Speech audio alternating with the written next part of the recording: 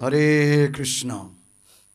শুধু HD TV চ্যানেলে উপস্থিত সকল ভক্তবৃন্দকে ইস্কন তথা আন্তর্জাতিক কৃষ্ণ ভাবনামৃত সংঘ শ্রীরাম মায়াপুর চন্দ্রোদয় মন্দির ও ইস্কন আসানসোল গারুই জগন্নাথ মন্দিরের পক্ষ থেকে আপনাদেরকে সকলকেই জানাই আন্তরিক প্রীতির শুভেচ্ছা ও পারমার্থিক অভিনন্দন।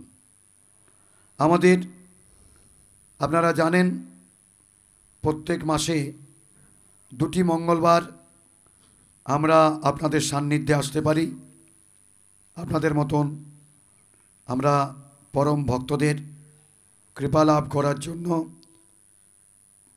প্রত্যেক মাসে দুটি মঙ্গলবারে আমরা এসে উপস্থিত হই, দ্বিতীয় এবং চতুর্থ মঙ্গলবার। তো আজ সেই দ্বিতীয় মঙ্গলবারে আমরা এসে উপস্থিত হয়েছি আপনাদের সামনে। তো এবারে আমাদের মধ্যে উপস্থিত রয়েছেন পরম পূজ্যপাদ ডক্টর প্রেমাঞ্জন প্রভু। ওনার সম্বন্ধে এর আগেও আমি বলেছি, উনি সর্বাগ্রে যাদবপুর ইউনিভার্সিটি কলকাতা, তৎপরে মেদিনীপুর বিদ্যাসাগর ইউনিভার্সিটিতে প্রশিক্ষণ নেওয়ার পর বৈষ্ণব দর্শনের উপরে পিএইচডি করেন। তৎপরে উনি ত্রিপুরা মন্দিরের প্রেসিডেন্ট এবং বোম্বে মন্দিরের বিজ্ঞান বিভাগে ছিলেন এবং গুরু মহারাজের নির্দেশে বিভিন্ন প্রান্তে আজ থেকে ৪৫ বছর ধরে উনি প্রভুপাদের মিশনে অংশগ্রহণ করে প্রভু মহাপ্রভুর বাণীকে সারা পৃথিবীময় ছড়িয়ে দেওয়ার জন্য ব্রতী হয়েছেন এবং আজ গুরু মহারাজেরই নির্দেশে আসানসোল মন্দিরে এসে প্রচার কার্য করছেন। আমাদের মধ্যে উপস্থিত রয়েছেন আমার ঠিক ডান দিকেই পরম পূজ্যপাদ ডক্টর প্রেমাঞ্জন প্রভু। তার পাশেই রয়েছেন আমাদের সকলের প্রিয়, আপনাদের সকলের প্রিয় সুধাকণ্ঠী মহুয়া মাতাজি। আমার ঠিক বাম পাশেই রয়েছেন শ্রীখোলে, যাকে নিয়ে মহাপ্রভু হরিনাম সংকীর্তন বিতরণ করেছিলেন, প্রেম ভক্তি বিতরণ করেছিলেন, সেই শ্রীখোলে রয়েছেন সাগর প্রভু। আমার ঠিক ডান দিকে কোনায় রয়েছেন রাজেশ প্রভু অর্গেনে। খুব সুন্দর আপনাদেরকে ভজন কীর্তন শোনার সহযোগিতা করে যাবেন। আমি এখন আমার মহুয়া মাতাজিকে অনুরোধ করব জয় রাধা মাধব করে আজ এই অনুষ্ঠানের শুভারম্ভ করার জন্য। আজকে পরম পূজ্যপাদ ডক্টর প্রেমাঞ্জন প্রভুকে ইহজগতে শাস্ত্রের অপব্যাখ্যা অপপ্রচার করছেন এবং তার সদুত্তরে উত্তর দেওয়ার জন্য আমি অনুরোধ করব সেই ব্যাপারে আলোচনা করার জন্য। সর্বাগ্রে মহুয়া মাতাজিকে অনুরোধ করি জয় রাধা মাধব। তৎপরে গতকাল নিত্যানন্দের আবির্ভাব তিথি পেরিয়ে গেছে। আজকে হারাই পণ্ডিতের বাড়িতে বীরচন্দ্রপুর একচক্রধাম, আপনারা তারাপীঠ গেছেন, সন্নিকটেই আমাদের পরম দয়াল করুণাময় নিত্যানন্দের জন্মস্থান। সেখানে গতকাল নিত্যানন্দের আবির্ভাব তিথি মহোৎসব প্রত্যেকটি ইস্কন মন্দিরে অনুষ্ঠিত হয়েছে। আজ হারাই পণ্ডিতের বাড়িতে মহোৎসব। সে উপলক্ষে আমাদের ভাগবত কথার পর, হরিকথার পর আমি মহুমাতাজিকে নিত্যানন্দের কিছু ভজন করার জন্য অনুরোধ করব। এখন জয় রাধা মাধব। হরে কৃষ্ণ। জয় রাধা মাধব কুঞ্জ বিহারী, জয় রাধা মাধব কুঞ্জ বিহারী, জয় গোপীজন বল্লভ গিরিবর ধারী, জয়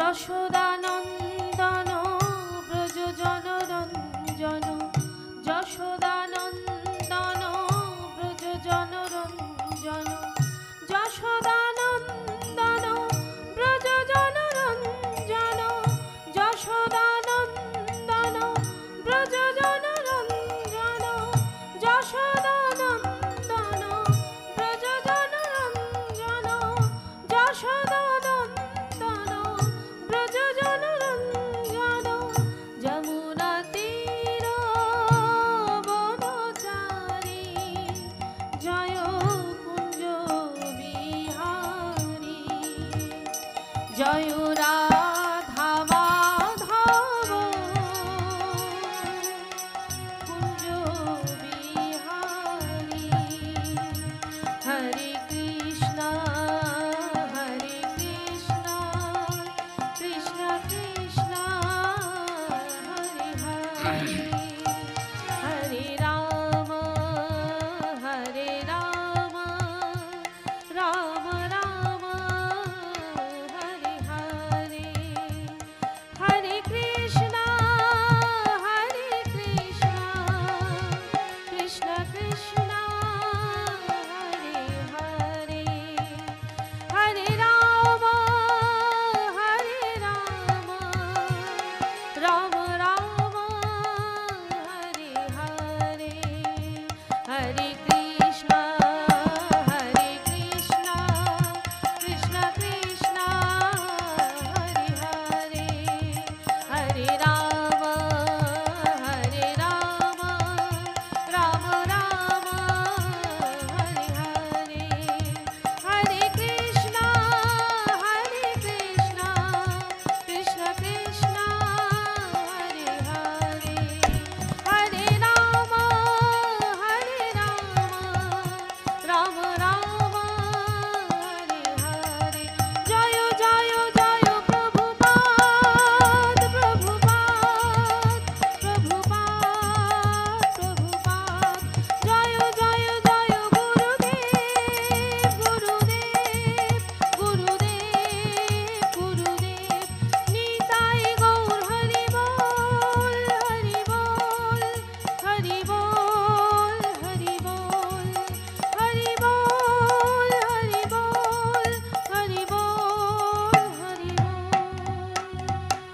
অসংখ্য অসংখ্য দণ্ডবোধ জ্ঞাপন করি মহামাতাজিকে। এবারে আমার ঠিক ডান পাশেই ব্যাসাসনে উপবিষ্ট পরম পূজ্যপাদ ডক্টর প্রেমাঞ্জন দাস প্রভুকে শাস্ত্রের অপব্যাখ্যা অপপ্রচার এবং তার সদুত্তর করার জন্য ব্যাখ্যা করার জন্য আমি পরম পূজ্যপাদ ডক্টর প্রেমাঞ্জন প্রভুকে অনুরোধ করব। হরে কৃষ্ণ।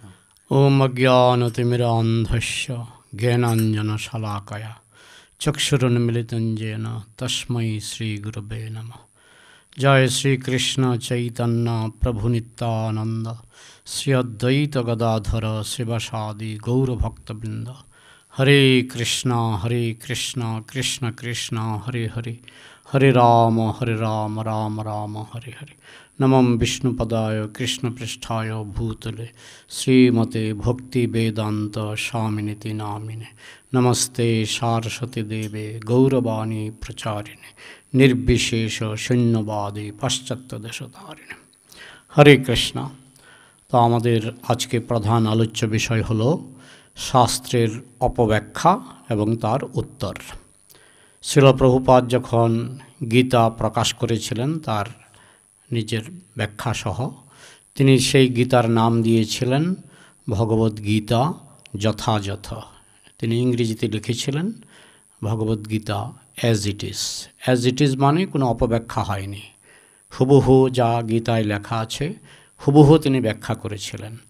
एवं जेहेतु तिनि व्याख्याटा हुबहु करेছিলেন यथायथ व्याख्या আমরা দেখতে পাচ্ছি এখনো যে এই গীতা যেই পড়ে অধিকাংশ মানুষ ভক্ত হয়ে যায়। এই গীতা পড়ার পর সারা পৃথিবীতে কোটি কোটি কোটি কোটি মানুষ ভক্ত হচ্ছে আজও। তো এটাই হলো যথাযথ ব্যাখ্যার প্রমাণ যে জিনিসটা যথাযথ খাঁটি। আর অপব্যাখ্যা আছে বাজারে, হাজার হাজার অপব্যাখ্যা আছে। ওই সমস্ত অপব্যাখ্যা যদিও গীতার নাম ভাঙিয়ে বাজারে চলছে, ওই সব ব্যাখ্যা পড়ে কেউ কিন্তু ভক্ত হচ্ছে না। কিন্তু শিল প্রভুপাদের গীতা, ইস্কনের যেটা গীতা, সেটা পড়ে কিন্তু সারা পৃথিবীতে কোটি কোটি মানুষ, পৃথিবীর সমস্ত দেশে, আপনি মায়াপুর গেলেই আপনি দেখতে পাবেন 150টি দেশের মানুষ সেখানে বসবাস করে। তো ফলেন পরিচিয়তি বৃক্ষ, ফল দেখে গাছ চেনা যায়। শিল প্রভুপাদের গীতা যে সঠিক যথাযথ তার প্রমাণ হচ্ছে এই গীতা পড়ে পৃথিবীর সমস্ত দেশের মানুষের হৃদয় স্পর্শ করেছে এবং তারা সকলেই সনাতন ধর্ম গ্রহণ করছে। তো এখন যেগুলি অপব্যাখ্যা হয় সেগুলি নিয়ে আমরা, অপব্যাখ্যা অনেক আছে, কিন্তু এখানে আমরা 2-4টা অপব্যাখ্যার সঠিক উত্তর দেওয়ার চেষ্টা করব। একটি অপব্যাখ্যা হচ্ছে কৃষ্ণের ইচ্ছা ছাড়া একটা ঘাসও নড়ে না। সুতরাং আমি যদি কোনো মানুষকে খুন করি আমার কোনো দোষ নেই, কারণ এটা কৃষ্ণের ইচ্ছাই হয়েছে। কৃষ্ণের ইচ্ছা ছাড়া যদি একটা ঘাসও না নড়ে তাহলে আমি কাউকে খুন করলাম, আমার কি দোষ? এটা কৃষ্ণের ইচ্ছাই হয়েছে, সুতরাং আমার কোনো দোষ নেই, আমি নির্দোষ। তো এটি একটি অপব্যাখ্যা। একথা ঠিক, কৃষ্ণের ইচ্ছা ছাড়া একটা ঘাসও নড়ে না, কিন্তু সেটা সঠিকভাবে বুঝতে হবে। কারণ কৃষ্ণই অর্জুনকে বলেছেন যথেচ্ছসি তথা কুরু, তোমার যা খুশি তুমি তাই করো। তুমি যুদ্ধ করতেও পারো, যুদ্ধ না করেও তুমি যুদ্ধক্ষেত্র থেকে তুমি চলে যেতে পারো। তার মানে কি, অর্জুনের স্বাধীনতা একটা ছিল। আবার একই সঙ্গে কৃষ্ণের যারা ভক্ত তারা জানে যে কৃষ্ণের ইচ্ছা ছাড়া একটা ঘাসও নড়ে না। তাই এখন কোনো অপরাধী যদি বলে যে যেহেতু কৃষ্ণের ইচ্ছা ছাড়া একটা ঘাসও নড়ে না, তাই আমি যে লোকটাকে খুন করলাম সেই জন্য এটা আমার কোনো দোষ নেই, কৃষ্ণের ইচ্ছা ছাড়া তো খুন করতে পারিনি। এখন এটা গভীরভাবে না বুঝলে, এটা যদি আমরা ভাষা বোঝার চেষ্টা করি, এটা আমরা বুঝতে পারবো না। গভীরভাবে বুঝতে হবে যে এটার মানে কি। অপব্যাখ্যা তো শুনলেন, অপব্যাখ্যা মানে কৃষ্ণের ইচ্ছা ছাড়া একটা ঘাসও নড়ে না, সুতরাং আমি যদি কাউকে খুন করি আমি নির্দোষ, দোষ হচ্ছে কৃষ্ণের, কারণ তিনিই তো খুনটা করিয়েছেন। এবার এটার সঠিক ব্যাখ্যা যেটা আমরা শিল প্রভুপাদের ব্যাখ্যা থেকে আমরা জানতে পারি, সেটা অনেক গভীর এবং মোটা মাথায় সেটা বোঝাও যাবে না, বুঝতে গেলে একটু ব্রেন লাগবে। তো ভগবান 84 লক্ষ রকমের প্রাণী বানিয়েছেন। 80 লক্ষ রকম হচ্ছে সমস্ত পশু পাখি জন্তু জানোয়ার, জলজা নবলক্ষানি। জলের মধ্যে 9 লক্ষ রকমের প্রাণী আছে, তারা কোনো অপরাধ করতে পারে না, কোনো পাপ করতে পারে না। জলের মধ্যে যখন একটা প্রাণী আরেকটা প্রাণীকে হত্যা করে তাদের কোনো পাপ হয় না, কারণ সেখানে তারা বলতে পারবে যে কৃষ্ণের ইচ্ছা ছাড়া কিছু হয় না। সুতরাং আমরা জলের মধ্যে একজন আরেকজনকে হত্যা করছি, আমাদের আদালতে যেতে হবে না, কারণ কৃষ্ণের ইচ্ছা ছাড়া কিছু হয় না। এটা এই যে 9 লক্ষ রকমের জলজ প্রাণী আছে সেক্ষেত্রে 100% প্রযোজ্য। জলজা নবলক্ষানি স্থাবরা লক্ষবিংশতি। গাছপালা আছে 20 লক্ষ প্রকার। কোনো গাছ 20 ফল উৎপাদন করছে, সেই 20 ফল খেয়ে কেউ মারা যাচ্ছে, পশু মারা যাচ্ছে, মানুষ মারা যাচ্ছে। তো এই জন্য গাছকে আদালতে যেতে হবে না, কারণ সেখানে গাছের স্বাধীনতা কৃষ্ণ কন্ট্রোল করছেন। কৃষ্ণ গাছের স্বাধীনতাকে প্রকাশিত হতে দিচ্ছেন না, চাপা দিয়ে রেখেছেন। তো এইভাবে গাছ থেকে যদি কোনো বিষ-ফল উৎপন্ন হয় গাছের কোনো পাপ হয় না। স্থাবরা লক্ষবিংশতি কৃময় রুদ্র সংখ্যকা।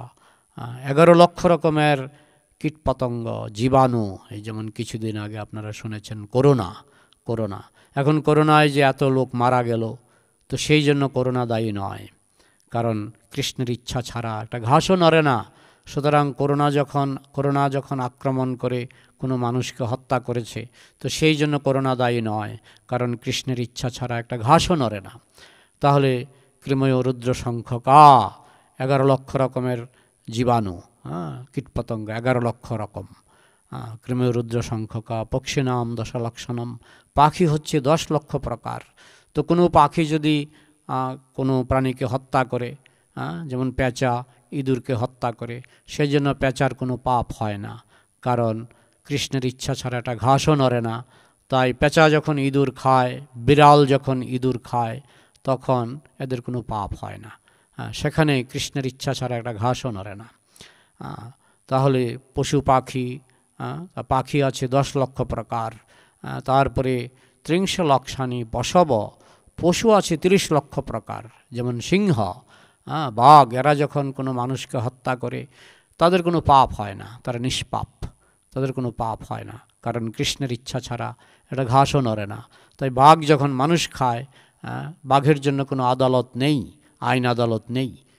হ্যাঁ, আমরা বাঘকে ধরতে পারলে হয়তো তাকে আটকানো হবে, কিন্তু তার জন্য কোনো আদালত হয়নি, কেননা সে যা করছে কৃষ্ণের ইচ্ছাই করছে, কৃষ্ণের ইচ্ছা ছাড়া একটা ঘাসও নড়ে না।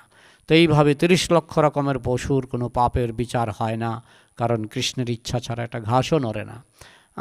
চতুর্লক্ষানি মানুষা, কিন্তু যখনই সেটা মানুষের কথা বলা হচ্ছে, মানুষের ক্ষেত্রে আদালত আছে এবং মানুষের ক্ষেত্রে পাপ পুণ্যের বিচার হয়। মানুষ যদি খুন করে তার বিচার হয়। এখন কেউ যদি বলে না কৃষ্ণের ইচ্ছা ছাড়া একটা ঘাসও নড়ে না, তাই আমি যদি খুন করি তাহলে কৃষ্ণের দোষ, আমার কোনো দোষ নেই, তার উত্তর হলো, যখনই আমরা 80 লক্ষ জীবন ভ্রমণ করে, 80 লক্ষ দেহ ভ্রমণ করে যখন আমরা মনুষ্য দেহ পাই, কৃষ্ণ আমাদের মধ্যে একটা জিনিস দিয়ে দেন, সেটা কৃষ্ণের ইচ্ছা ছাড়া তো হয় না। মনুষ্য দেহে কৃষ্ণ একটা জিনিস দিয়ে দেন, সেটা হচ্ছে আমাদের স্বাধীনতা ব্যবহার করার অধিকার, যেটা তিনি 80 লক্ষ প্রাণীকে দেননি, তিনি মানুষকে দিয়েছেন। এই জন্য মানুষের জন্য আইন আদালত আছে, মানুষের জন্য আদালত আছে, কোর্ট আছে, সুপ্রিম কোর্ট আছে, হাইকোর্ট আছে। 80 লক্ষ পশু পাখিদের জন্য কোনো কোর্ট নেই, সংসারে কোনো কোর্ট নেই, কারণ সবাই জানে যে 80 লক্ষ প্রাণী যা কিছু করছে কৃষ্ণের ইচ্ছাতেই তারা করছে, সুতরাং তাদের কোনো পাপ পুণ্যের বিচার হবে না। কিন্তু যখনই মানুষ দেহ সে পেয়ে যায়, 80 লক্ষ জনই ভ্রমণ করার পর আত্মা যখন মানুষ দেহ পেয়ে যায়, কৃষ্ণ তখন তাকে একটা জিনিস বেশি দেয়, সেটা কৃষ্ণের ইচ্ছা ছাড়া তো হয় না।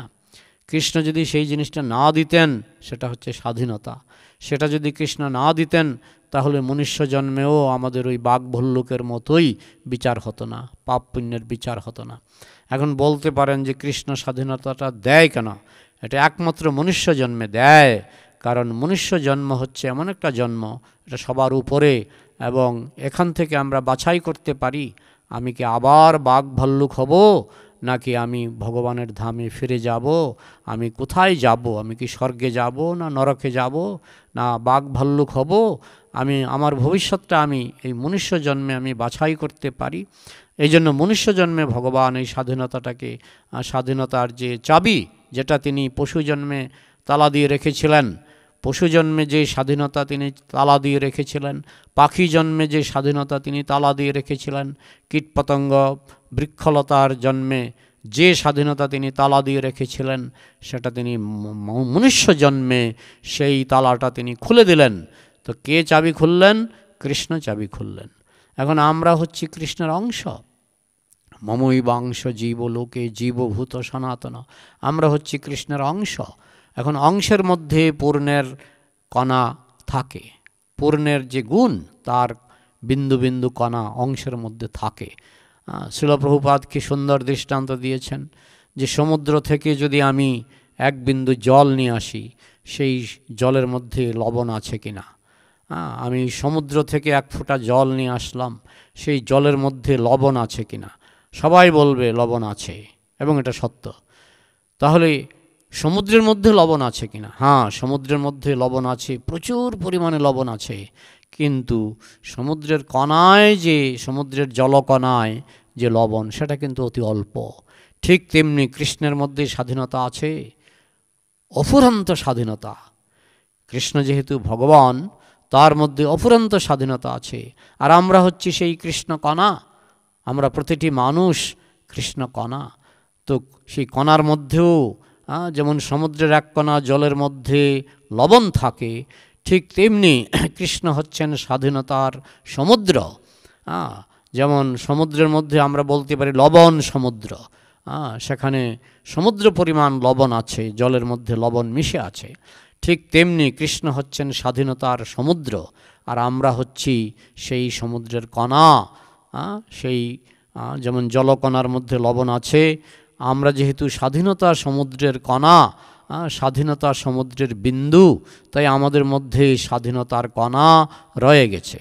সেটা কৃষ্ণের ইচ্ছায় ৮০ লক্ষ প্রাণী সেই স্বাধীনতা ব্যবহার করতে পারেনি। তাদের দেহটাকে বলা হয় ভোগক্ষেত্র, আর মানুষ দেহটাকে বলা হয় কর্মক্ষেত্র। কেন কর্মক্ষেত্র?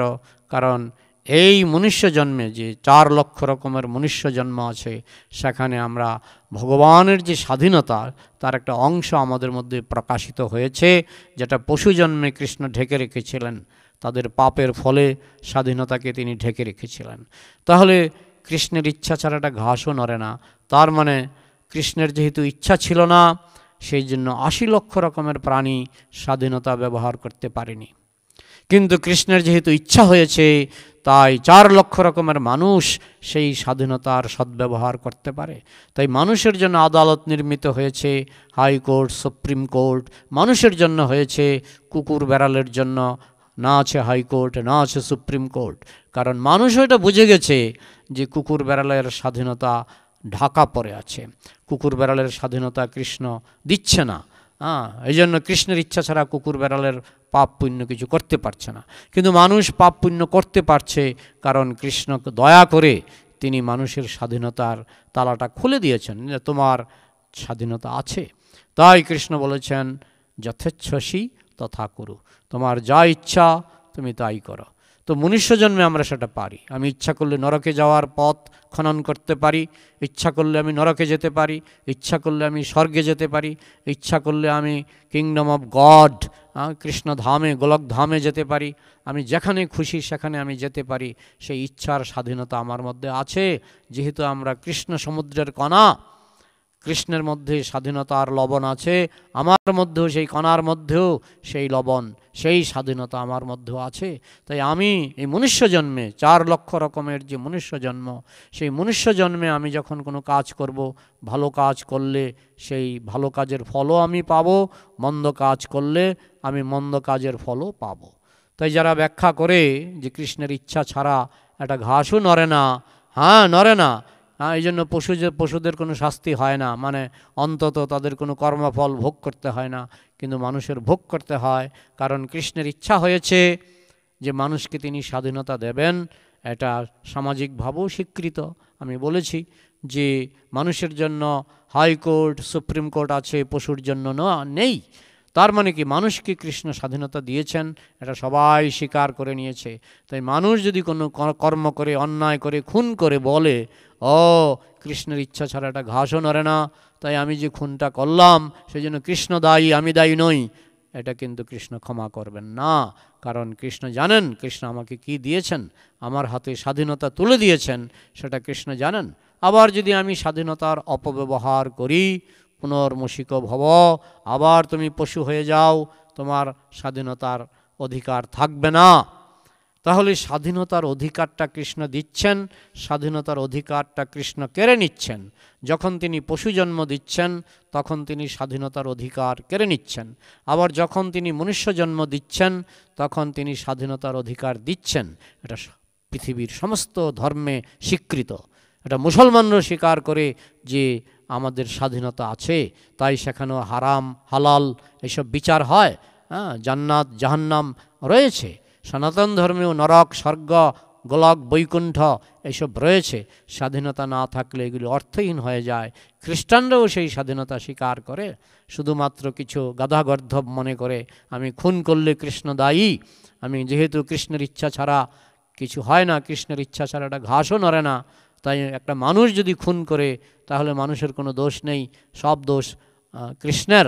এটা হচ্ছে অপব্যাখ্যা, এটা হচ্ছে অপব্যাখ্যা। তাই ভগবদ্গীতা যথাযথে শিল প্রভুপাদ ব্যাখ্যা করলেন না। মানুষ যদি কোনো অন্যায় করে তাহলে সেই অন্যায়ের ফল, সেই পাপের ফল মানুষকেই ভুগতে হবে, কিন্তু পশু পাখিকে ভুগতে হবে না। পশু পাখি খুন করলে তাদের কোনো বিচার হবে না, কিন্তু মানুষ খুন করলে বা মানুষ যে কোনো পাপ করলে তার বিচার হবে। তো এটি হলো একটি বিশাল বড় অপব্যাখ্যা, যে অপব্যাখ্যা প্রয়োগ করে অনেকেই মদ খেয়ে বলে কৃষ্ণের দোষ, গাঁজা খেয়ে বলে কৃষ্ণের দোষ, খুন করে বলে কৃষ্ণের দোষ। তো সেই অপব্যাখ্যা অন্তত আমাদের যে ইস্কনের গীতা, ভগবদ্গীতা যথাযথ, সেখানে এই অপব্যাখ্যা স্বীকার করা হয়নি। আরেকটি অপব্যাখ্যা এই যে বলা হয়, তৃণাদপি শুনিচেন তরুরপি সহিষ্ণনা অমানিন মানদেন কীর্তনীয় সদাহরি। আমাদের হতে হবে ঘাসের থেকেও সহিষ্ণু। তাই আমরা যদি একটু রেগে যাই, হ্যাঁ আপনি সাধু মানুষ, আপনি রেগে গেলেন, হ্যাঁ আপনার মহাপ্রভু বলেছে না যে তৃণাদপি শুনিচেন, ঘাসের থেকে নরম হতে হবে, আপনি রেগে যাচ্ছেন কেন? এক অপব্যাখ্যা, এটা অপব্যাখ্যা। আসল ব্যাখ্যাটা শুনুন, আসল ব্যাখ্যাটা। যেমন হনুমান, তিনি লঙ্কায় গিয়েছেন এবং রাবণ তার লেজের মধ্যে আগুন জ্বালিয়ে দিয়েছিলেন। তো হনুমান কি করলেন? সেই আগুন দিয়ে তিনি সমস্ত লঙ্কা পুড়ে দিলেন, পুড়ে ছাই করে দিলেন। তাহলে এখন হনুমান তো ভক্ত, রাম ভক্ত হনুমান, এখন তিনি কি তৃণাদপি শুনিচ নাকি তিনি তৃণাদপি শুনিচ নয়? হনুমান এক হিসাবে তৃণাদপি শুনিচ, কারণ তার লেজের মধ্যে আগুন জ্বলছে, ঘন্টার পর ঘন্টা তিনি এই লঙ্কার, সোনার লঙ্কায় এক ঘর থেকে আরেক ঘরে তিনি লাফিয়ে লাফিয়ে আগুন ধরাচ্ছেন, কিন্তু তার নিজের লেজটাও পুড়ছে। তার নিজের লেজটা যখন আগুনে পুড়ছে তিনি তো ব্যথা পাচ্ছেন, কিন্তু তিনি তৃণাদপি শুনিছেন, তৃণাদপি শুনিছেন, কারণ তার লেজ পুড়ে যাচ্ছে তিনি সহ্য করছেন, তিনি তৃণাদপি শুনিছেন। ঘাসের থেকেও তার সহ্য ক্ষমতা বেশি, যার জন্য তিনি লেজ পুড়ে যাচ্ছে, তিনি কিন্তু ঘন্টার পর ঘন্টা তিনি ঘুরে বেড়াচ্ছেন, তার লেজের মধ্যে ব্যথা, সেই ব্যথা তিনি সহ্য করছেন, তাই তিনি তৃণাদপি শুনিছেন। আবার তিনি সোনার লঙ্কা পুড়িয়ে ছারখার করে দিলেন, ক্রোধ দেখালেন যে তুমি সীতাকে হরণ করেছ, দেখো মজাটা। তিনি ক্রোধ দেখালেন, ক্রোধে তিনি সোনার লঙ্কা পুড়ে ছারখার করে দিলেন। তাহলে হনুমানের ক্রোধ আছে, অথচ তিনি তৃণাদপি শুনিছেন, তিনি ঘাসের থেকেও সহিষ্ণু। না হলে যার লেজ পুড়ে যাচ্ছে, দেহের একটা অঙ্গ পুড়ে যাচ্ছে, তিনি সেটা সহ্য করছেন তো? ঠিক তেমনি অর্জুন, অর্জুন কুরুক্ষেত্র ছারখার করে দিলেন। অর্জুন কৃষ্ণ ভক্ত, আমাদের ইস্কনের সবাই আমরা কৃষ্ণ ভক্ত। তো অর্জুন কুরুক্ষেত্র ছারখার করে দিলেন, তো অর্জুন কি তৃণাদপি শুনিছ কি না? এখন কেউ বলবে যারা গীতার অপব্যাখ্যা করে, অর্জুনের এটা উচিত হয়নি, তিনি কুরুক্ষেত্রে কোটি কোটি মানুষকে হত্যা করেছেন, তিনি কি করে তৃণাদপি শুনিছেন হলেন? কিন্তু আরেক দিকে অর্জুনের গায়ে অস্ত্র পড়েছিল, অর্জুনের বাহু থেকে রক্ত ঝরছিল, অনেক সময় কৃষ্ণের শরীরেও অস্ত্র পড়েছিল, সেগুলি মহাভারতে বর্ণনা আছে। তো তারা সেই অস্ত্রের আঘাত সহ্য করেছিলেন। যুদ্ধ করতে গেলে অস্ত্রের আঘাত সহ্য করতে হয়। তো অর্জুন যদি তৃণাদপি শুনিচ না হতেন, তিনি কি অস্ত্রের আঘাত সহ্য করতে পারতেন? পারতেন না। তিনি অস্ত্রের আঘাত সহ্য করেছেন মানে, তার শরীর থেকে রক্তক্ষরণ হয়েছে মানে তিনি ঘাসের থেকেও সহিষ্ণু। তিনি ঘাসের মতো অস্ত্রের আঘাত সহ্য করেও তিনি যুদ্ধ করেছেন, তিনি তৃণাদপি শুনিয়েছেন। কিন্তু তিনি কুরুক্ষেত্র ছারখার করে দিয়েছেন, কোটি কোটি মানুষকে হত্যা করেছেন। তাহলে সেখানে তো তার ক্রোধ প্রকাশ হচ্ছে। যখনই কেউ ধর্মের বিরুদ্ধে অন্যায় যে করে আর অন্যায় যে সহে, তব ঘৃণা তারে যেন তৃণসম দহে। তো এইভাবে যেহেতু কৌরবরা অন্যায় করেছিল, দ্রৌপদীর বস্ত্রহরণ করেছিল, ভীমকে খাবারের সঙ্গে বিষ মেখে দিয়েছিল, পাণ্ডবদেরকে আগুনে পুড়িয়ে মারার জন্য যতগৃহ নির্মাণ করেছিল, তো এইভাবে কৌরবদের অন্যায় ছিল। তো সেই অন্যায় তো সহ্য করা উচিত নয়। দুর্যোধন 6খানা অন্যায় করেছিল, এমনকি আধুনিক যুগেও এই 6খানা অন্যায়ের শাস্তি হচ্ছে ফাঁসি। ফাঁসি, যেমন দ্রৌপদীর বস্ত্রহরণ, এই ধরনের বলাৎকার, এই ধরনের কোনো পরস্ত্রীকে যদি অন্যায়ভাবে বস্ত্রহরণ করা হয়, এখনও ফাঁসি না হলেও কারাদণ্ড তো হবেই, কিন্তু তৎকালে ছিল ফাঁসি। কিন্তু এই যে 6খানা অপরাধ দুর্যোধন করেছেন, তো সেই অপরাধ কত তারা সহ্য করেছেন। 12 বছর বনবাসে ছিলেন, 1 বছর অজ্ঞাতবাসে ছিলেন, দাস দাসী হয়ে বিরাট রাজার বাড়িতে ছিলেন। তাহলে তারা তৃণাদপি শুনিছ, তারা ঘাসের থেকেও সহিষ্ণু। কিন্তু যখন অন্যায়ের প্রতিবাদ করার জন্য কৃষ্ণ তাদেরকে আদেশ করলেন, তোমরা অন্যায়ের প্রতিবাদ করো, যুদ্ধ করো, অর্জুন যদিও প্রথম দিকে রাজি হননি, কিন্তু ভগবদ্গীতা শ্রবণ করার পর অর্জুন কিন্তু ক্রোধ দেখালেন, তিনি ক্রোধে কুরুক্ষেত্র ছারখার করে দিলেন। সুতরাং যারা বলেও তৃণাদপি শুনিছেন মানে সব অন্যায় সহ্য করতে হবে, এটা বৈষ্ণব দর্শন নয়। অর্জুন পরম বৈষ্ণব, হনুমান পরম বৈষ্ণব, কিন্তু তারা কি তৃণাদপি শুনিচ ছিলেন? হ্যাঁ, তার নিজের হনুমানের নিজের লেজ যখন পুড়ছিল তিনি তৃণাদপি শুনিচ, ঘাসের থেকেও সহিষ্ণু। কিন্তু তিনি তো অন্যায়ের প্রতিবাদ করেছেন, সেখানে কিন্তু তিনি আর ঘাসের মতো সহিষ্ণু ছিলেন না। তিনি কিন্তু লঙ্কা ছারখার করে দিয়েছেন, অর্জুন কুরুক্ষেত্র ছারখার করে দিয়েছেন। আমাদের মায়াপুর একবার 30 জন ডাকাত এসেছিল, 30 জন ডাকাত, সব অন্য ধর্মের মানুষ। এরা এসে আমাদের রাধা মাধবের গলায়, তখনকার সময়, আজ থেকে প্রায় 40-45 বছর আগের ঘটনা, তখনকার সময়ে রাধা মাধবের গলায় একটা মালা ছিল, সেটা ছিল 65,000 টাকা মালাটার দাম ছিল। তো ডাকাতরা সেখানে গিয়ে এই মালাটা ছিঁড়ে তারা নিয়ে নিল। তখন সেখানে আমাদের একজন পূজারী, তার হাতে ছিল একটা বন্দুক। বলে বন্দুক, বৈষ্ণবের হাতে বন্দুক। 30 জন ডাকাত আসবে আর বৈষ্ণবরা হাসি মুখে নেন নেন, নিয়ে যান নিয়ে যান, ওইরকম করবে, এটাই অপব্যাখ্যা। তো সেই ভক্ত, তার হাতে ছিল পিস্তল, তিনি 4 জন ডাকাতকে গুলি করেছেন। তার মধ্যে 3 জন ডাকাত গুলিবিদ্ধ হয়ে পালিয়ে গেছেন, 1 জন ডাকাত মারা গেছে। 1 জন ডাকাত মারা গেছে, মারা যাওয়ার আগে সে বলে গেছে সে কোথা থেকে এসেছে, তার সঙ্গে যে 30 জন ডাকাত এসেছে তারা কোথাকার মানুষ, সব তিনি বলে গেছেন। এবং বলে তিনিও মারা গেছেন। তাহলে এখানে যে বৈষ্ণবরা 4 জন মানুষকে গুলি করলেন, এখন কেউ দুষ্ট লোক এসে বলবে, তোমরা বৈষ্ণব, তোমরা তো তৃণাদপি শুনিছ হবে, তোমরা কেন এখানে ডাকাতকে গুলি করলে? বা বাবা, ডাকাত আসবে আমার রাধা মাধবের গলা থেকে হার নিয়ে যাওয়ার জন্য, আর আমরা বসে বসে তামাশা দেখব, ওইটা অপব্যাখ্যা। সঠিক ব্যাখ্যা হচ্ছে বৈষ্ণব তৃণাদপি শুনিছে না, কিন্তু প্রয়োজন ক্ষেত্রে বৈষ্ণব কুরুক্ষেত্র সৃষ্টি করতে পারে, প্রয়োজন ক্ষেত্রে বৈষ্ণব লঙ্কাকাণ্ড সৃষ্টি করতে পারে, সেখানে কিন্তু বৈষ্ণব তৃণাদপি শুনিচ নয়।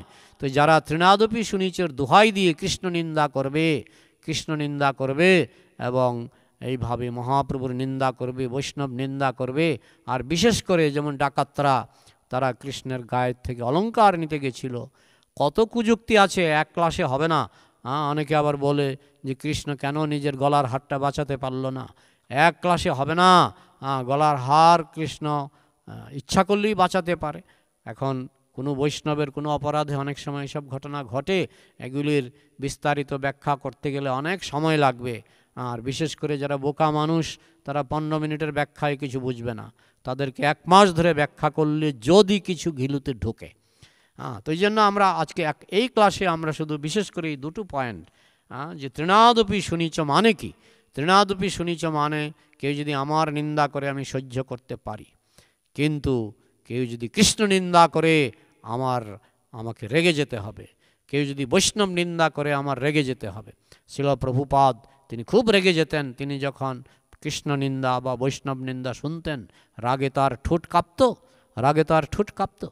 সুতরাং শুধু ঠোঁট কাঁপত না, তিনি খুব গর্জন করে উঠতেন, সিংহের মতো গর্জন করে উঠতেন। সুতরাং তৃণাদপি শুনিচ মানে আমার উপর যখন অত্যাচার হবে, যেমন হনুমানের লেজে আগুন ধরানো হলো, হনুমান সেই আগুন সহ্য করলেন, সেটা হচ্ছে তৃণাদপি শুনিচ। কিন্তু তার মানে এই নয় যে তিনি লঙ্কা পুড়বেন না। ঠিক তেমনি আমরা যারা বৈষ্ণব, আমরা সব কষ্ট সহ্য করব, তার মানে এই নয় যে আমরা অন্যায় সহ্য করব, অন্যায় আমরা সহ্য করব না। সুতরাং যারা তৃণাদপি শুনিচ দেওয়ার, এগুলি সব খুব দুষ্ট লোক, তৃণাদপি শুনিচর দোহাই দিয়ে বৈষ্ণবদের অন্যায়ের প্রতিবাদ করতে সুযোগ দেয় না। তারা বলে, না আপনি তৃণাদপি শুনিচ, আপনি কেন রেগে যাচ্ছেন? এই রাগ হচ্ছে পূজনীয় রাগ। হনুমানের রাগের জন্য আজও হনুমানকে লোকে পূজা করে, অর্জুনের রাগের জন্য, ক্রোধের জন্য আজও মানুষ অর্জুনকে সম্মান করে।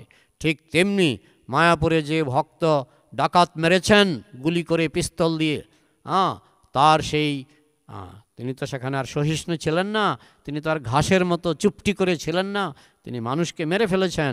তার জন্য আজও তার সম্মান হয়, তার জন্মদিনে তার সেই গুণকীর্তন, তাকে বীররত্ন বলা হয়, যিনি ডাকাতকে গুলি করে মেরে ফেলেছেন। তো অন্যায়ের প্রতিবাদ করতে হবে, সেখানে ওই নকল তৃণাদপি শুনিচ আমরা হব না, নকল তৃণাদপি শুনিচ আমরা হতে চাই না।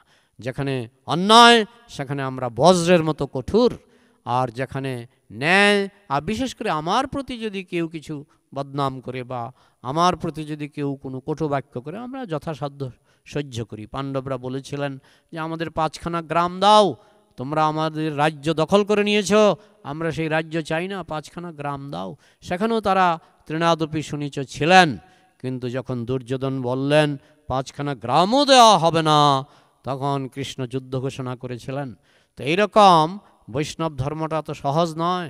আমরা তৃণাদপি শুনিচ, কিন্তু ক্ষেত্র বিশেষে বজ্রের মতো আমরা গর্জন করে উঠব, আমরা সিংহের মতো ঝাঁপিয়ে উঠব, এবং আমরা প্রয়োজনে আমরা ওই পিস্তল ধরতে পারবো। সুতরাং যারা তৃণাদপি শুনিচের দোহাই দিয়ে আমাদের সনাতন ধর্মটাকে নষ্ট করার ফন্দি করছে, আমরা কিন্তু তাদের কথায় কর্ণপাত করব না।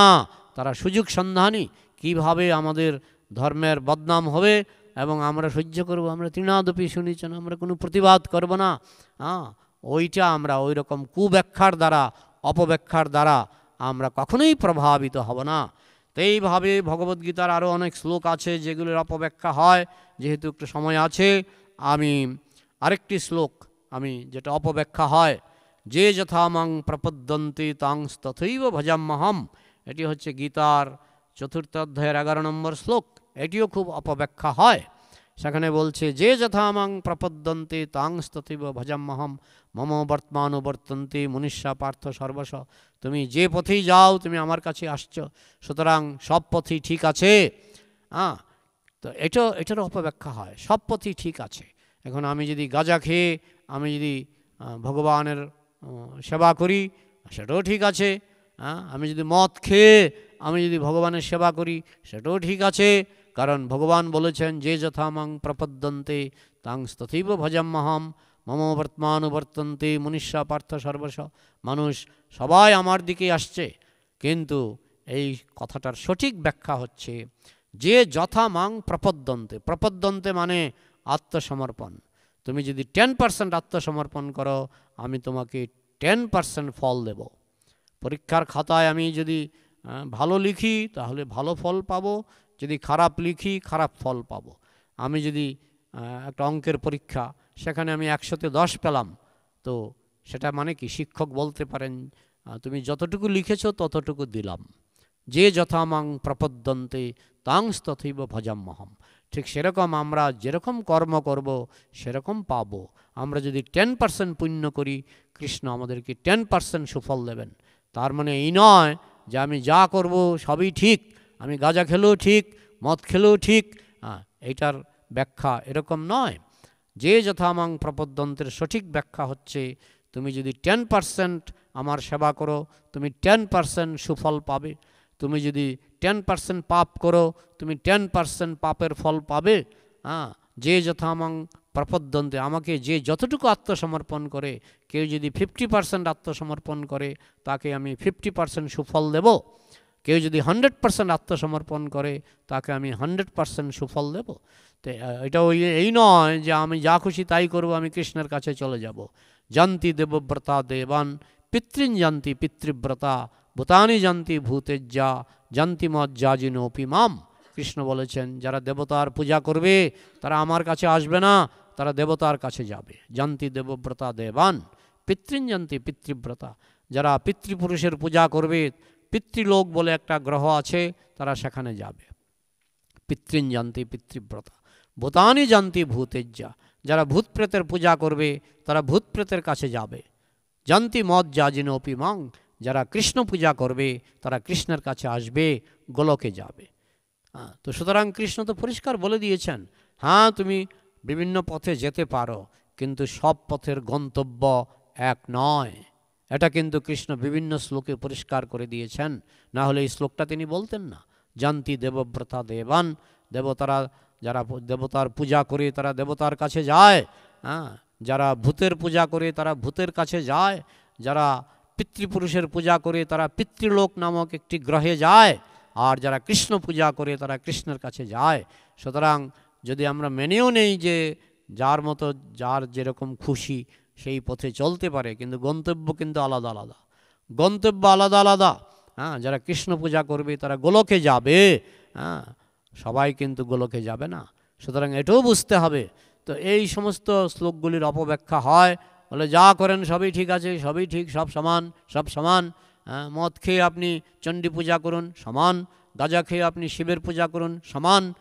এই সব সমানের দল আমরা কিন্তু মানি না, আমরা এই দলটাকে মানি না। আমাদের হচ্ছে যেমন কর্ম তেমন ফল। আপনি গীতার যেইভাবে গীতায় কৃষ্ণ বলেছেন যে যা কিছু করো, যৎ করসি যদস্নাসি যজ্জুহসি দদাসি যৎ তপস্যসি কন্তয় তৎকুরুষ্য মদর্পণম, সব কিছু আমার কাছে অর্পণ করো, সব কিছু কৃষ্ণের কাছে অর্পণ করো। তো কৃষ্ণের কাছে কী করে অর্পণ করতে হয় সেই সমস্ত বিধানও কৃষ্ণ শাস্ত্রে দিয়েছেন। তো এইভাবে নানান রকমের অপব্যাখ্যা, যেওপি অন্য দেবতা ভক্তা, যেওপি অন্য দেবতা ভক্তা যজন্তি শ্রদ্ধয়ান্বিতা তেওপি মামেব কন্তয়া, এটা শুনে অনেক লাফিয়ে ওঠে। এই দেখেন কৃষ্ণ বলছেন অন্য দেবতার পূজা করলেও কৃষ্ণ পূজা হয়। কৃষ্ণ বলছেন যেওপি অন্য দেবতা ভক্তা, যারা অন্য দেবদেবীর পূজা করে, তেওপি মামেব কন্তয়া, সেই পূজা আমার কাছেই আসে।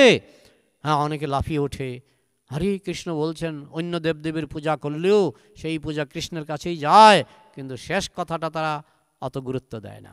শেষ কথাটায় কৃষ্ণ বলেছেন যজন্তি অবিধি পূর্বকম, তারা যে পূজা করে সেটা অবিধি, বেআইনি পূজা, বেআইনি পূজা। তো আমি বেআইনি পূজা কেন করতে যাব? বেআইনি পূজা আমি কেন করতে যাব? আমি এইভাবে খেতে পারি, এইভাবে খেতে পারি, আবার আমি আমার পায়ের নিচে দিয়ে হাত ঢুকিয়ে আমি খেতে পারি, ঘাড়ের উপর দিয়ে হাত ঢুকিয়ে আমি খেতে পারি। তো কোন খাওয়াটা আইনি খাওয়া? আমি যদি থালা থেকে সরাসরি মুখের মধ্যে দিই সেই খাওয়াটা হচ্ছে আইনি খাওয়া, আর আমি যদি থালা থেকে খাওয়াটা নিয়ে ঘাড়ের পেছন দিকে ঘুরিয়ে খাই সেটা বেআইনি খাওয়া। আমি যদি থালা থেকে খাবারটা নিয়ে আমার পায়ের নিচের দিকে হাত ঢুকিয়ে, পায়ের নিচে হাত ঢুকিয়ে আমি যদি খাই সেটা বেআইনি খাওয়া। তো কৃষ্ণ বলছেন যজন্তি অবিধি পূর্বকম, যারা দেবদেবীর পূজা করে সেই পূজাটা হচ্ছে বেআইনি পূজা। তা এটা কি আমার দোষ, না ইস্কনের দোষ, না কি এটা গীতার দোষ? অনেকে বলে এটা গীতার দোষ। তো গীতা কৃষ্ণ যেটা সত্য সেটাই তো বলবেন। মাম একং শরণং ব্রজ, একমাত্র একম, মাম একম শরণং ব্রজ, একমাত্র কৃষ্ণের চরণে আত্মসমর্পণ করো।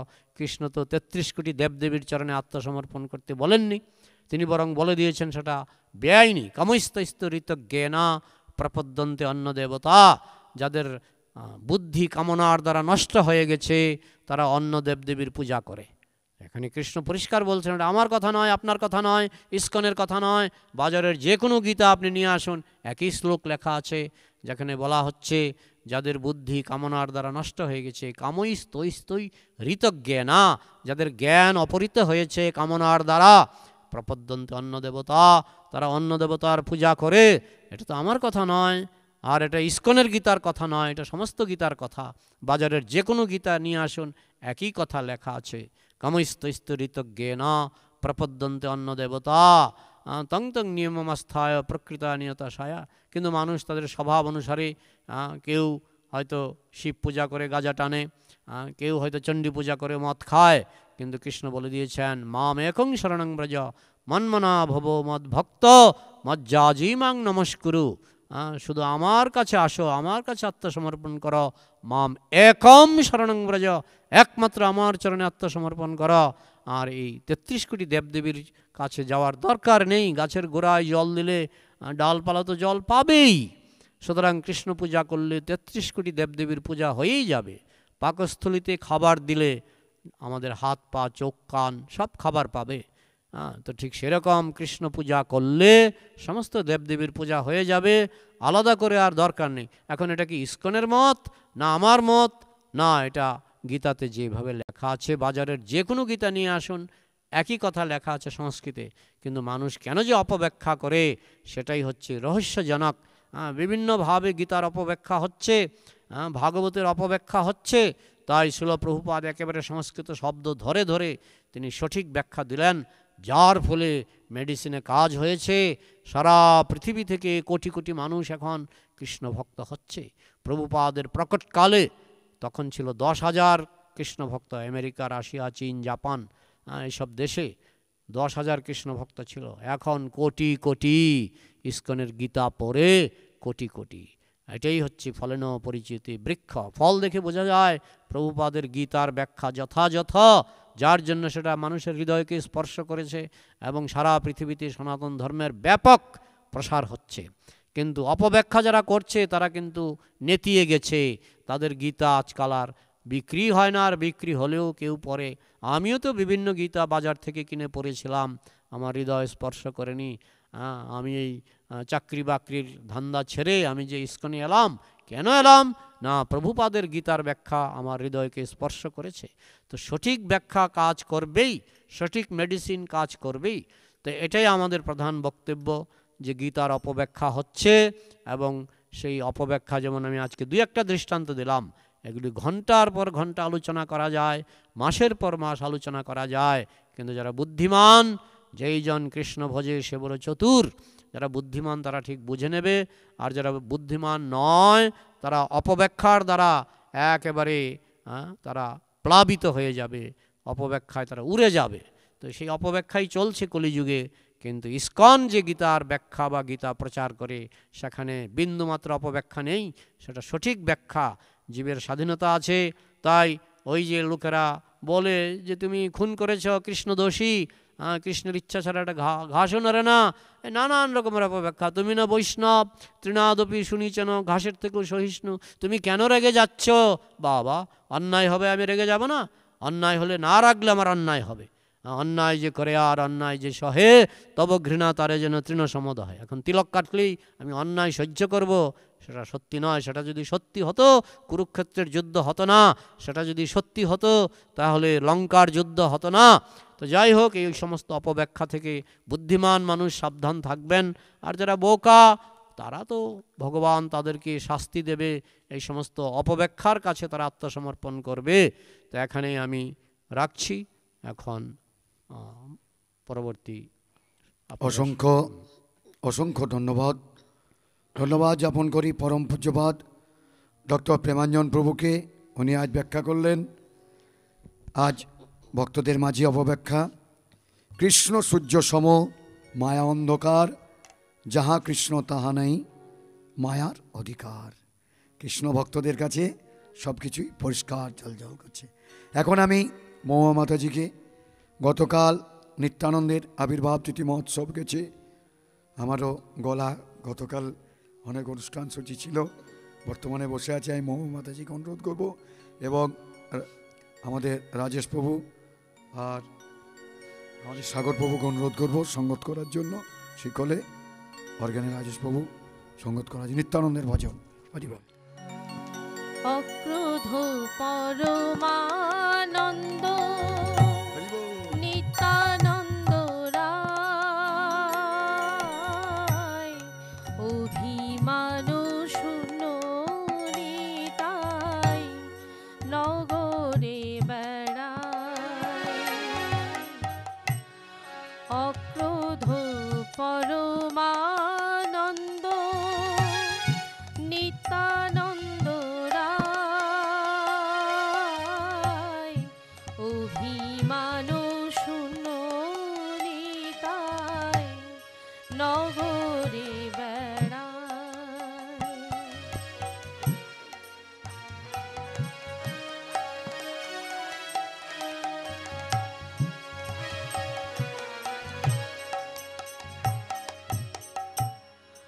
অধম পতিত জীবে দারে দারে গিয়া, হরি নাম মহামন্ত্র দেন বিলাইয়া। অধম পতিত জীবে দারে দারে গিয়া,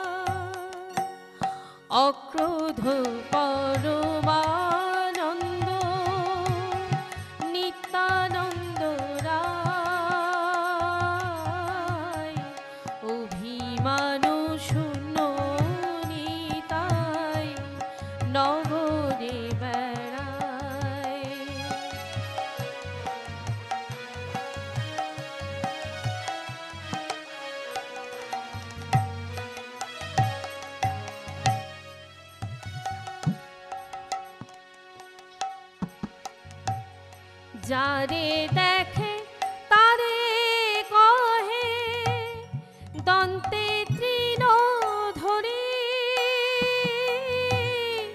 আমারে কিনে আলহ ভজ গৌর হরি। যারে দেখে তারে কহে দন্তে তৃণ ধরে আমারে কিনে আলহ ভজ গৌর হরি। অক্রোধ পরমানন্দ নিত্যানন্দ রায় অভিমান শূন্য নিতাই নগরে বেড়ায়।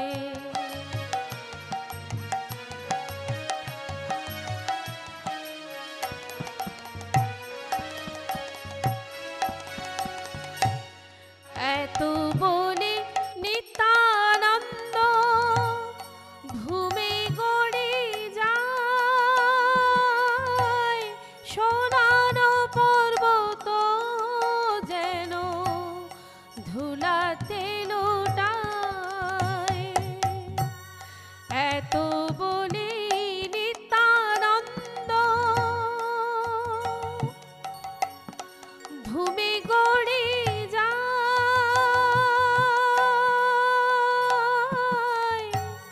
সোনার পর্বত যেন ধুলাতে লোটায়। অক্রোধ পরমানন্দ নিত্যানন্দ রায় অভিমান শূন্য নিতাই নগরে বেড়ায়।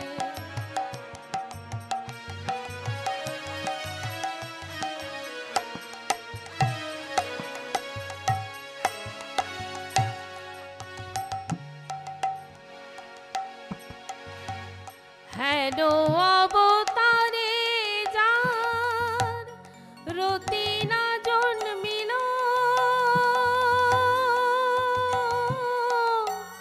লোচন বলে সেই পাপী এলো আর গেল। হেন অবতারে যার রতি না জন্মিল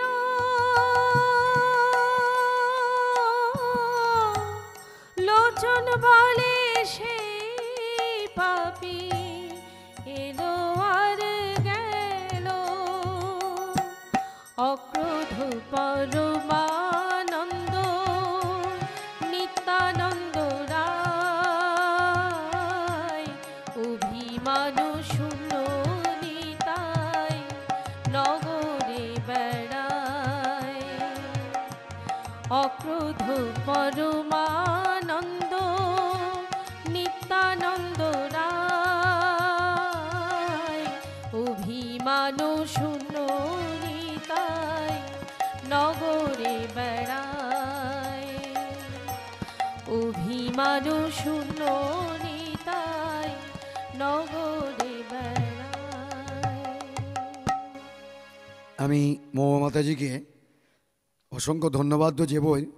তৎপরে বলি আমাদের কাছে একটু সময় রয়েছে, যদি একটা ছোট্ট ভজন নিত্যানন্দের নিয়ে করা যায়। নিত্যানন্দ পরম করুণাময় নিত্যানন্দ, একটু সময় রয়েছে আমাদের কাছে ব্যাখ্যা একটু কম করার জন্য ছোট্ট করে একটা নিত্যানন্দের গৌড়ীয় ভজন। নদিয়া গোত্রুমে নিত্যানন্দ মহাজন পাতে আছে নাম হট্ট জীবেরও কারণ। নদিয়া গোত্রুমে নিত্যানন্দ মহাজন পাতে আছে নাম হট্ট জীবেরও কারণ।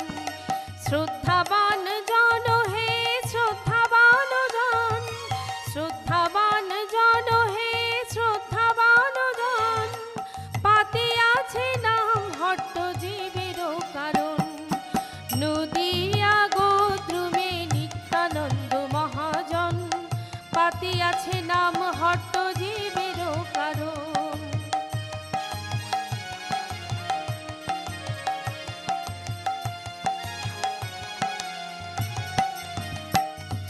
প্রভুর আজ্ঞায় ভাই মাগে ভিক্ষা, প্রভুর আজ্ঞায় ভাই মাগে ভিক্ষা, বলো কৃষ্ণ ভজ কৃষ্ণ কর কৃষ্ণ শিক্ষা, বলো কৃষ্ণ ভজ কৃষ্ণ কর কৃষ্ণ শিক্ষা।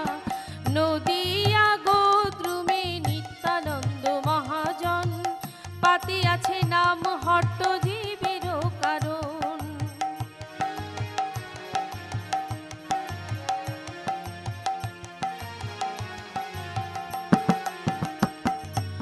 অপরাধ শূন্য হয়ে লহ কৃষ্ণ নাম, অপরাধ শূন্য হয়ে লহ কৃষ্ণ নাম। কৃষ্ণ মাতা কৃষ্ণ পিতা কৃষ্ণ ধন প্রাণ, কৃষ্ণ মাতা কৃষ্ণ পিতা কৃষ্ণ ধন প্রাণ। নদিয়া গোদ্রুমে নিত্যানন্দ মহাজন, পাতিয়াছে নাম হট্ট জীবেরও কারণ।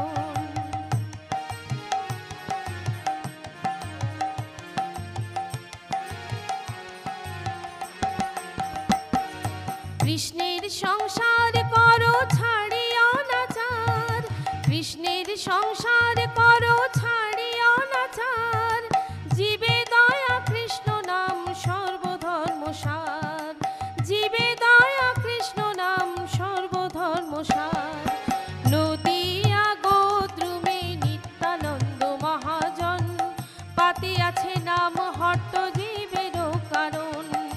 শ্রদ্ধাবান জন হে শ্রদ্ধাবান জন, শ্রদ্ধাবান জন হে শ্রদ্ধাবান জন, পাতিয়াছে নাম হট্ট জীবেরও কারণ। নদিয়া গোদ্রুমে নিত্যানন্দ মহাজন, পাতিয়াছে নাম হট্ট জীবেরও কারণ।